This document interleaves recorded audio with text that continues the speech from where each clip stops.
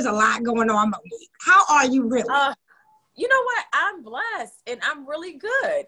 And I'm only able to wear this smile on my face because I've gone through it. I've gone through the journey. I've been meeting with my pastor. I've been meeting with my therapist. I've truly healed from this situation. So when I see it playing out now, it's entertainment.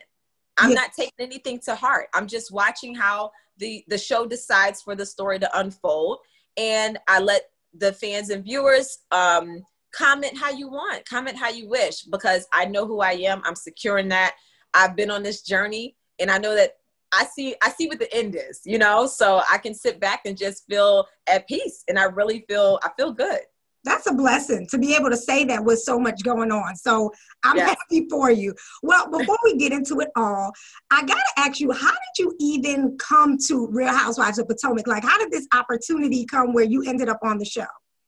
Oh, so a lot of the people in my circle knew a lot of the women that were on the show. So because we had those connections naturally, it was easy to just kind of walk right through the door. And then once they meet the family and they're like, okay, how are they on camera? Are they natural? And they're like, okay, yeah, this is a good fit. And the rest is history.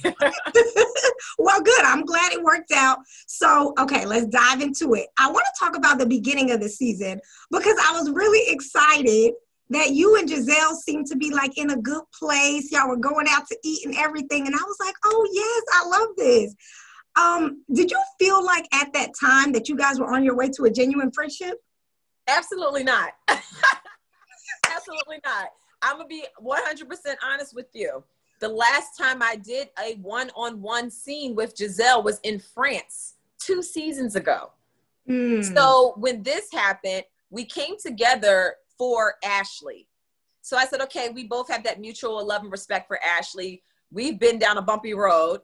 And I said, you know what, we can do this. But did I trust her? No. And I said that as soon as I sat down at the table. I said, anytime I think of you, I think negative. You know, I said all of that. I put it all out there. And I told her everything that I thought about her in that moment. They showed some of it, but I kept it 100% real. And I said, I'm always able to just like get along for the group. But do I 100% trust her? Absolutely not. But I said, okay, I'm willing to go down this road and see where it takes us. But I already had a feeling. I'm like, something's coming. She's setting me up. She's doing something, you know? You always, I know for me, like I'm big on vibes and I can feel stuff. And it sounds like you kind of felt that it wasn't going to be anything too special. Oh yeah, no, I 100% felt that. And I was just like, you know, I just know that the fans and viewers of the show, they've been wanting to see a moment where Giselle and I could get along for a long time. Yeah. So I'm glad they had that moment, but they better not expect it again. One and done. One and done. Well, let me ask you this. Do you feel like you have any genuine friendships with the women, any of the women on the show?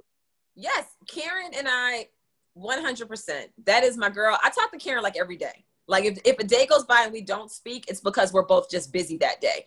And then Ashley and I, when we first met my first season, we hit it off. We were the youngest in the group. We were the cool girls. We were like the pretty young things. Like we were dope. And then we had the bump in the road season 3. But then we were able to move forward. She gave me a very genuine apology, not only on camera, but also off camera. And she has showed me nothing but a friend since. So I know some fans and viewers, they're still not over it. But I'm just like, sometimes you just got to move forward and, you know, just give it a try and just, you know, just let your wall down. And it's hard to do, but I was able to do that. And she hasn't done anything to this date that shows me that she's anything other than a friend. And that's what I was going to say. It really does help a lot too. Like if you have an issue with somebody, but you do see that their actions are progressive and it's not going back to any of those negative ways, that of course helps you let your wall down, I'm sure. Yes, yes. And then her journey to parenthood, I definitely believe it definitely helped like seal the deal even more because I was able to, you know, go with her on that journey after she had her miscarriage. I had been down that road before. So just encouraging her, it's like our friendship went to a different level. It went right to that mommy mode. And then watching her as she is a mom now and she's about to be, you know, a mom of 2, it really, we have a lot of the same ideals when it comes to parenting. So it's pretty cool to see her whole journey and see how she is as a mom now. And it does help the friendship now that she can kind of understand my side of it, being a mom of 3. She gets it now, you know, so it's been good. Seriously, because being a mom is a whole nother ball game. I don't know about yet, but I admire you all.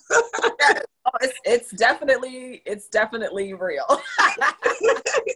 Well, I do want to talk about, you know, speaking of friendships, you had an ex-friend who really started a whole world of drama for you. I mean, to the point where you and your husband even got on live to address all these rumors. And I really did feel for you and your husband because, you know, this dealt with fidelity in your marriage. It dealt with your child.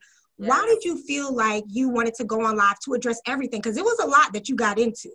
Yeah, well, what prompted that live was Candiace. She actually went on her live and for whatever reason thought that it was okay for her to just tell everybody what the whole real situation was. Mm-hmm. And you know what's really crazy about that? And I feel like sometimes guys just kind of like will get in the midst of a situation and he'll open up a door for you through the person that you least expected.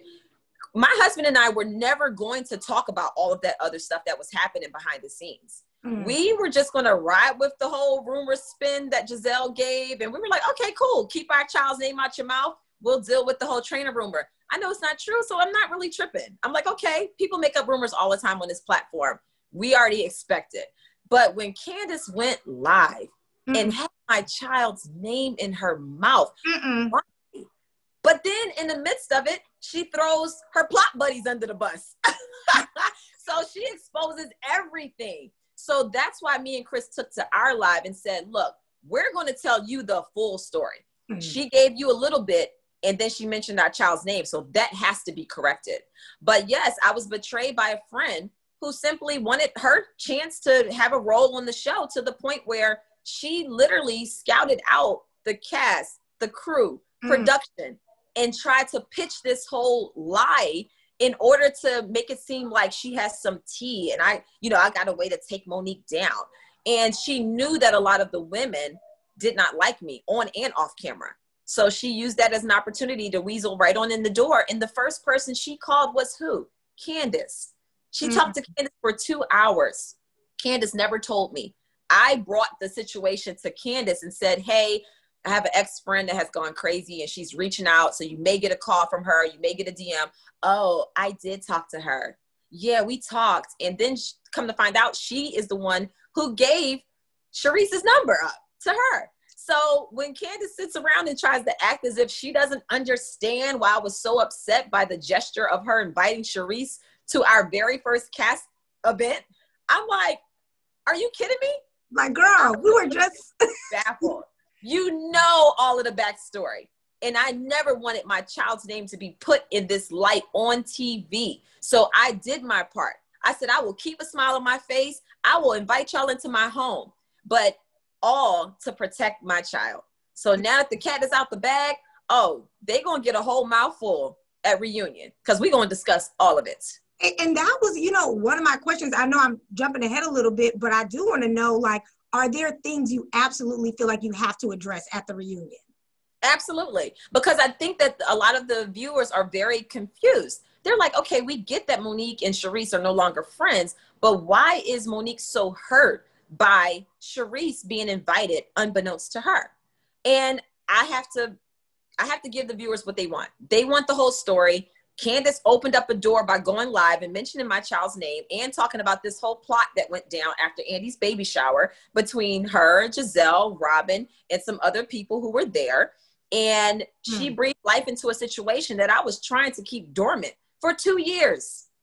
This is how long this has been going on. They started this mess when I was pregnant with my child, who I almost lost. Wow. So, we're going to talk about this. We are absolutely going to talk about this. And they did not want to go along with the real lie that my ex-friend told because they knew if they brought this out, they would look bad. And the one thing Candiace said in her live is that, well, we can't really tell that because Chase looks just like Chris. So that's not going to fly. Those were her words. So they had to go from a different angle. So they left the baby out of it and just said, oh yeah, she's been seen around town with the trainer. Not true. It's just insane. And this is so deep. Let me also say that this was not, they tried to make it seem like this was a rumor that was going around Potomac. First of all, don't none of them live in Potomac. So how would they even know? Number two, it was a rumor and a lie that was spread amongst our group and production. It was very direct and pinpointed. So this isn't something that was just like people are talking in the streets. No, not at all. Because as a viewer, that's what it came across as, that it was like all over town and everything. No, they don't even live in this town. Put them out, Monique. So were you surprised at all, though, that, you know, Sharice's name, your ex-friend's name, I mean, Giselle, even Candiace's name came up when all these rumors started? Were you surprised by any of those? I was very surprised because, I mean, this is a person who I've had in my home around my family who I've known for 14 years. 14 years. And she did all of this because she had an attitude. Because she said, I dismissed her. What did you all for what? All for what? And then she actually went live recently and says that I don't even know about these trainer rumors. I don't think she slept with the trainer. She's the one that started it. And then comes back and doubles down and says, yeah, no, I don't even know about that. I just did this because I was upset with her. So you go through all of this, but it just showed you that the hate is real. So when people are watching the show and they're like, oh, sometimes they're hating on Monique, or, oh, Monique is sometimes over-exaggerating. Now people can see behind the scenes, this hate is real. Because I don't sit at home plotting on them and worried about them. I'm tending to my kids and my businesses and my husband, which they don't have a husband, so most of them. Yeah, the bitter Bettys, they all joined together, all of the menless women of Potomac. Oh, wow. I wish I had a wine glass in this studio. Oh, my. Well, do you think, though, that I know Sharice's name was coming up a lot. Do you think that was a tactic for her to get back on the show? Absolutely. Yes. She knew what she was doing. She knew why she was there. And the fact that even her own friend, Giselle, has constantly thrown her name out there and threw her under the bus.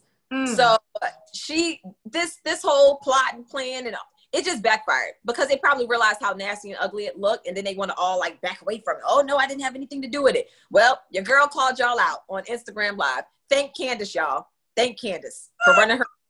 The receipts are now there. So, yeah. Yes. Well, you know, of course, things took a turn this season and we won't harp on that altercation too long. But I know since it aired, you know, Candiace has done quite a few interviews about it.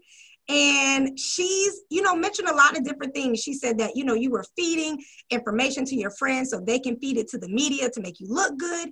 And she even recently did one where she says, you know, that you couldn't verbally compete. So you had to resort to what your mom always taught you, which she said came out of your mouth, which was fighting. How do you even respond to this? Because, you know, some of your fans are even looking just to make sure, okay, we're hoping there's no truth to this. How do you respond to that? No, she's taking bits and pieces of small truths and trying to put them together and put her little spin on it. First of all, I don't have to have anyone be a mouthpiece for me. We all know if you watch any season over Housewives of Potomac, I have no problem with running my mouth. So if I need to say something, I will say it myself. If I want to tweet something, I will tweet it myself. I cannot help that there's a whole army of people who support me.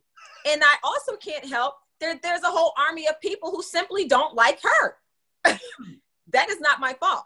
I don't have to leak anything. I don't have to spin anything. And I don't have to pay anybody to have my back. So that's her own issue. She has put out aggressive, belligerent behavior for the seasons that she's been on this show. And because of that, the way she tweets to fans, the way she talks to viewers, she has created that. So she has no one to thank but herself. As far as me resorting to violence that my mom taught me, no, my mom taught me how to protect and defend myself. At the point where she triggered me and put her hand in my face, and I gave her a warning. I said, you need to back up. What did she do? She got even closer to my face and then asked me, what are you going to do? You going to drag me? Those fighting words.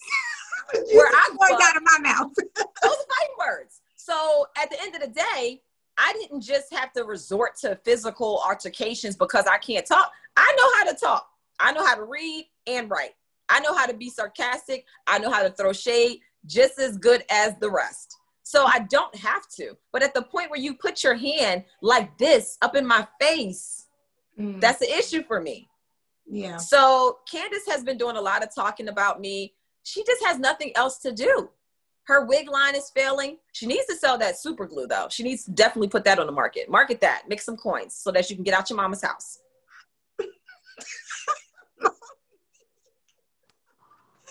I'm over here booked and busy. I'm dealing with my babies, my husband. I have my companies. I started an essential oils line. I have my book, which is right behind me. I have a single. We busy over here. I ain't got time to do interviews about Candiace. But she want to keep promoting me. That's just fine. Head on over to Instagram, click the links, and buy my things. Listen, which we have to get into all that. But I do want to talk about, and I know we haven't really seen the episode that's supposed to be coming on this Sunday, but in the previews for it, it did look kind of like you weren't getting too much support from the women when you had that powwow, to a point where you were almost like, you know what, maybe I shouldn't be here, maybe I should leave. Was that the first time you thought about leaving the show? Yeah, actually, the day before that meeting, I requested to be released from my contract. Yes. And I was like, I just wanted to be done. I wanted to be done. And after that, met with the network and the production company, and we created a plan where I would feel more comfortable to continue on. And that's what we did. But yeah, at that meeting, what was interesting was when I went into that meeting, I was being fully accountable of my actions. But I also had questions because I was like, I keep remembering things and then it'll go away. I don't know if anyone has ever been into a physical altercation, but your memory like really messes with you in that moment. So one minute I'll remember a lot. Next minute I'll be like, I'm questioning myself. Like, wait, did that happen? Did it happen in that order? Here's how I remember it, but I'm not really quite sure. So I was going back and forth a lot. And I was met with just attack after attack. Even when I said there's no excuse for what I did. There's no excuse for my actions in that moment. Here's my journey moving forward. They still came back to just like chastise and just dig an even deeper hole and kick me down into it. And I'm like, okay, I'm sitting here trying to be real with y'all and it's still not good enough. And that's when I realized it really doesn't matter anything that I do. They're not going to like it. It's been that way since I've been on this show. Wow.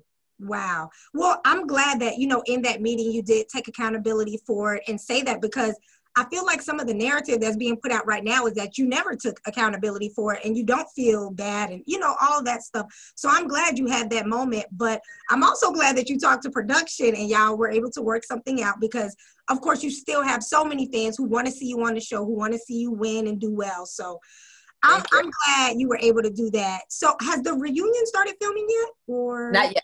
We haven't filmed the reunion yet. Yes, but it's coming. I'm excited and I'm ready. Listen, we might have to do a re-powwow after the reunion.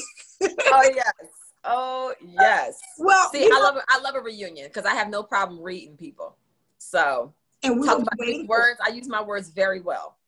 Yeah, we will be ready for it because it's so much that has to be discussed, especially because I don't think most people even realize this was a year ago. So now it's just like reigniting everything. Everybody's had time to kind of, deal with everything. But now, when that social media gets going and people start talking about everything, it becomes a whole different thing. Oh, yes. Oh, yes. It's the whole journey, though. And I'm excited for people to watch.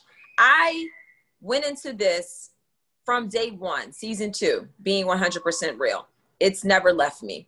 And when I had that sit down with the women, every episode after that, you're going to see every bit of the journey, the emotional toll. You're going to see me realize things about myself. You're going to see all of it. And I did not want to just go to the meeting and just say, oh, I feel so bad. I'm so sorry. No, at that moment, my adrenaline was still pumping days later. And I was trying to be completely real with these women, but they rather me just give them some lies, I guess. I don't know, but I wasn't willing to do that. So you got to stay true to you. You got to stay true to you. And I'm glad you did. So, all this drama aside, there was some, I guess, good things that came out of it. We got your debut single, Drag Queens. Yes. Tell me about writing that, because there was some shots in there, Monique. So tell me about writing it and why you wanted to put it out. When I wrote the song, I started with the verses. I was laying on the beach in Mexico, and I said, you know what?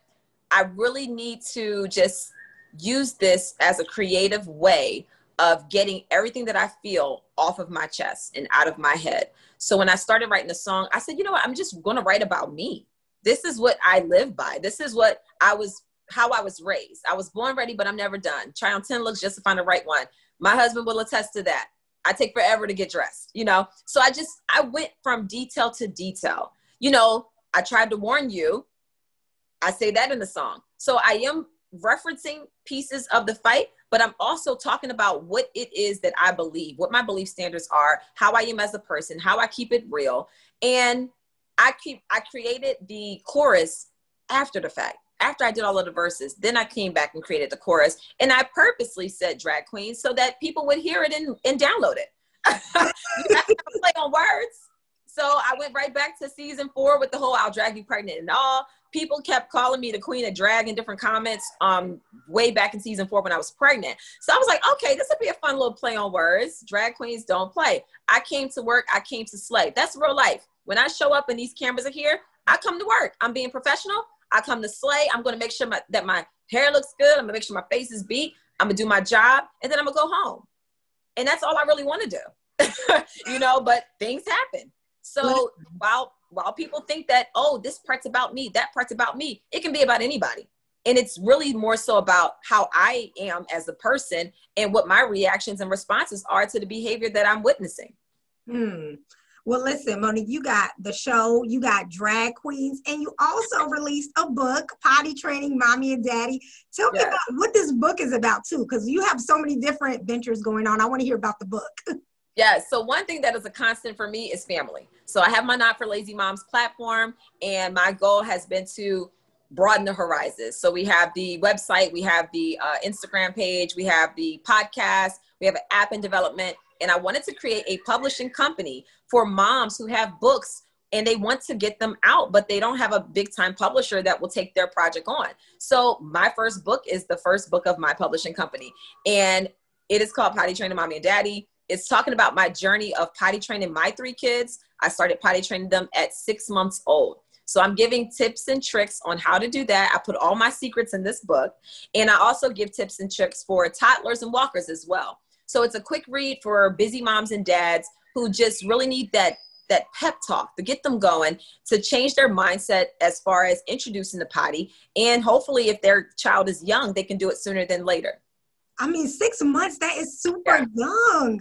Yes. It's an introduction. So it's not looking for perfection. It's more so making them familiar so they never develop a fear of using the potty. Oh, well, that's cute. And I want to ask about how things are going with Not for Lazy Moms, because, you know, in addition to the drama, I'm glad that we do get to see you talk a lot about that platform that you've created. Yes. We have our season 3 podcast, which is actually going to release on Tuesday, my birthday, October 6th. We're releasing season 3, and it is going to be an amazing season. I know that I've been getting requests by so many parents, like, when are you going to release Not for Lazy Moms podcast? We're ready. And we are going so deep this season. We're really talking about our mindset as a whole when it comes to parenting. Sometimes we look at our kids and we're like, oh my God, I love my baby so much, but I do not like them today. And I just want parents to be real about that emotion. Be real about, you know, sometimes you see your kid and you're like, okay, we spent all day and I don't even know what I did with the child. I feel like that I spent this whole day and I've been so unproductive and I haven't given my child all the cuddles that I really wanted to give them. How do I just calm down, take a step back, and make sure that the time I'm spending is quality? So we're going deep. It's going to be an amazing season. So I'm really excited. We're moving and grooving over here. I ain't got no time for nothing else. Listen, I was going to say, do you have the time for this reunion? Listen, you got to make time for that, because we need. Oh, yeah. That's amazing. Are there any other projects that you're working on that your fans should know about, or that, you know, are coming out soon? Yes, I have Mila Eve Essentials. It's an essential products line, and we're releasing 34 oils to launch with. And we're going to be doing it in the next few months. So I just got the packaging approved. I just got the first round of all of my testers coming with the labels on them. I'm really excited because everybody knows how I feel about essential oils. And now I'm bringing you essential oils that are top quality, but for half the price. So I'm giving you some affordable essential oils, and it's going to take over. I can feel it. Okay, yes, promo, top quality for half the price. You know, we got to talk about this, Monique, because when I first saw this, I was like, what? How's T'Challa doing? What made you want to get, I know, your face was like, uh-oh. Listen, T'Challa is just like the kids up in this house, but he has wings and he is off the chain. Yesterday, I was doing an interview and recording a podcast, and he just started flying all over the place, kept landing on my ring light, acting just like a bad child. I go to get him, and he flies to the other room. I'm running around the house chasing him, and he is flying away. I'm like, what are you doing? And he just wants to talk and get his words out. He is hilarious. He keeps our family laughing. He's now imitating everyone's voices. Oh my. It is so funny. He really is just that break. He's that stress reliever for us. He keeps us smiling. Did you always want to get a parrot, or was it something random? Listen, I'm such a bird fanatic. I'm an animal fanatic. My aunt had a macaw growing up. I've always been around animals my entire life. My great uncle owned a pet shop. So in my family, everybody has an animal. You know, and Chris, he's just the opposite. He's like, animals belong outside. I'm like, but I need a pet. So he wouldn't agree to a dog. My kids asked about a bird. He said, yeah, we can get a bird. I'm like, really? I was like, okay.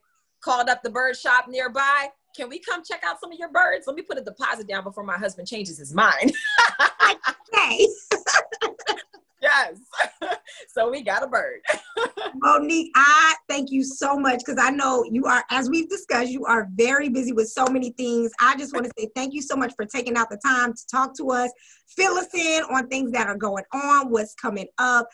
We're excited to see the rest of the season play out. I'm excited to see this reunion, because I know you're also going to deliver looks. So we're excited for that. But thank you really so much for taking the time to talk to me today. You definitely didn't have to, but you know I appreciate it. No problem. My pleasure. Thanks for having me.